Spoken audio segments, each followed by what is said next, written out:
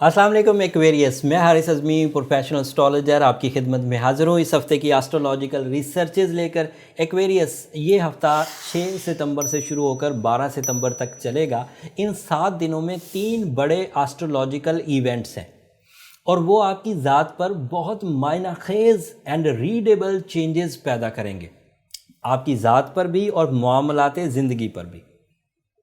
6 सितंबर को पहले ही दिन इस हफ्ते के वीनस नाम का एक प्लैनेट आपके 7th हाउस में इंटर हो जाएगा। वीनस एक ऐसा प्लैनेट है, जब भी वो इस 7th हाउस एंगल पर आता है वो रिलेशनशिप को हेवनली परफॉर्म करवाता है, जन्नत जैसा। तमाम वो एक्वेरियस जो किसी वजह से अपने लाइफ पार्टनरशिप कंसीव नहीं कर पाए थे, अब वीनस की सपोर्ट से 2020 का ये बेहतरीन टाइम है जिसमें आपके पास प्रपोजल्स आना, मैच्योर होना और सक्सेसफुल रहना, मतलब उनके फैसले भी हो जाना, और फैसलों के बाद जब प्रैक्टिकल लाइफ शुरू होगी तो उसकी कामयाबी का फ्यूल भी इसी वीनस के इवज आपको मिल जाएगा। अगर पार्टनरशिप बिजनेस साइड पे करना चाहते हैं तो भी वीनस आपको सपोर्ट करेगा। अगर आप अपनी फेस वैल्यू चाहते हैं तो भी वीनस आपको सपोर्ट करेगा, आप उन कामों में हिस्सा ले सकते हैं।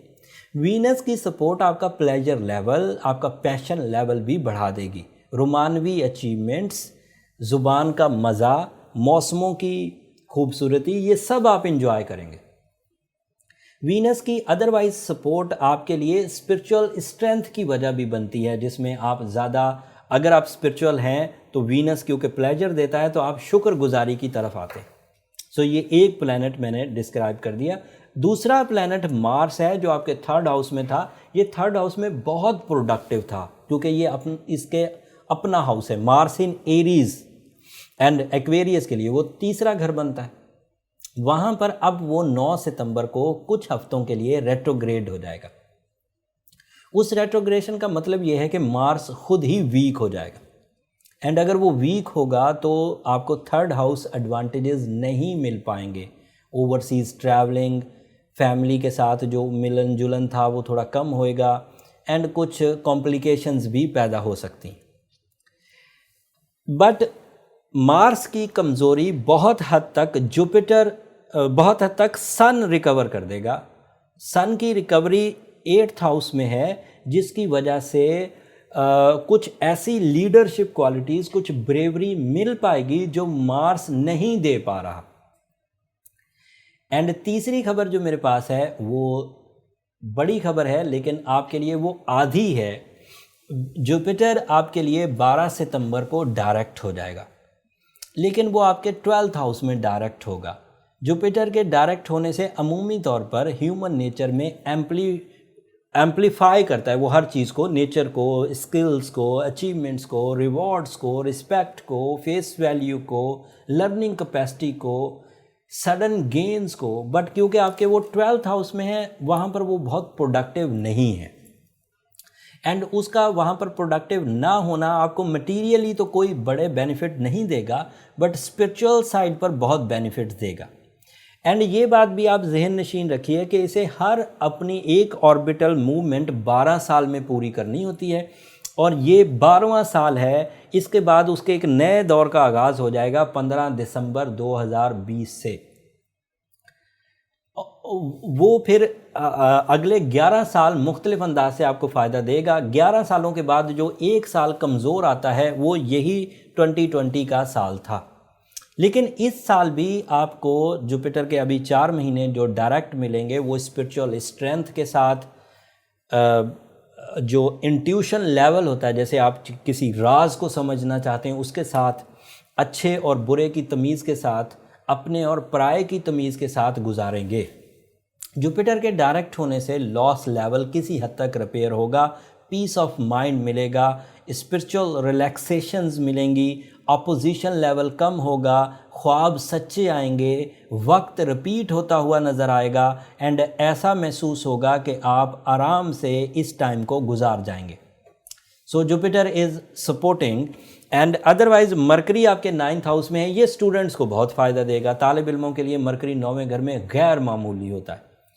उससे आला तालीम के हसूल में आसानियाँ होती हैं, जहनी जरखेज़ी, क़ुव्वत हाफ़ज़ा, कॉन्सन्ट्रेशन, अंदाज़े गुफ्तगू, एक्सप्लेनेशंस, डॉक्यूमेंट, ये सब बहुत अच्छा हो जाता है और वो 9वें घर में है। सो कुछ प्लैनेट्स अच्छे हो गए हैं आपके, जैसे वीनस आइडियल पोजीशन पर, ये लव लाइफ का है। जैसे सन अच्छी पोजीशन पर है, ये आपकी करेज प्रोड्यूस करेगा। मरकरी आपकी जहनी जरखेज़ी का है। लेकिन कुछ प्लैनेट्स इस वक्त कमज़ोर हैं, जैसे जुपिटर एंड जैसे मार्स। अगर तो आप स्ट्रॉन्ग एक्वेरियस हैं तो आपको परेशान होने की ज़रूरत नहीं। जो 2 प्लैनेट कमज़ोर हुए हैं, उन दोनों प्लैनेट्स की कमज़ोरी आपके लिए इतनी ज़्यादा तकलीफ़ दे नहीं होगी, आप उसे मैनेज कर जाएंगे। आपकी एबिलिटीज़ इस बात की गारंटी है कि ये वाली सिचुएशन आपको डिज़ास्टर्स की तरफ नहीं लेकर जाएगी। लेकिन अगर आप सेंसिटिव एक्वेरियस हैं, यानी कि आप मार्स की रेट्रोग्रेशन के साथ ही पैदा हुए हैं, या फिर आप अदरवाइज़ अपने रिसोर्सेज को सही इस्तेमाल नहीं कर सके, फिर आपको टाइम अवेयरनेस भी नहीं है, तो फिर आपके लिए तकलीफ़ की वजह बनेगा।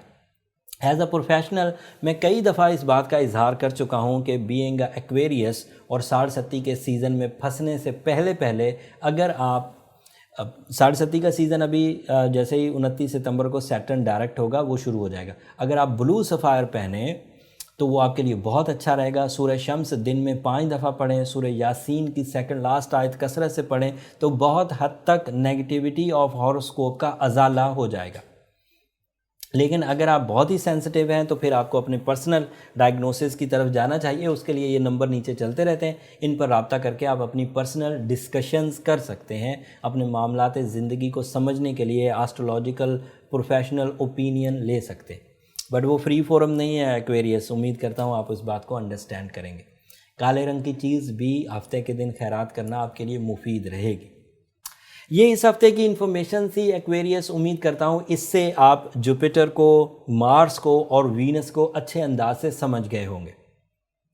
फिर भी अगर किसी एक सेक्टर को मैं डिस्कस नहीं कर सका या कुछ चीज़ें रह गई हों तो आप कमेंट्स में इजहार कर दीजिएगा, मैं उस पर ज़रूर अगली वीडियोस में रिसर्च दूंगा।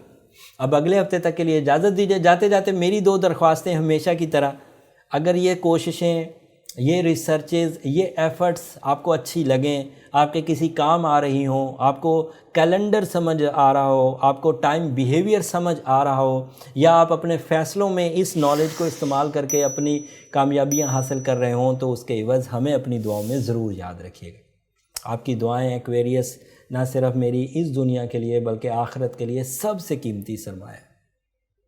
चैनल को भी ज़रूर सब्सक्राइब कर लीजिएगा। आपकी सब्सक्रिप्शन हमारी हौसला अफजाई की वजह बनेगी। अगले हफ्ते तक के लिए इजाज़त। अल्लाह निगहबान।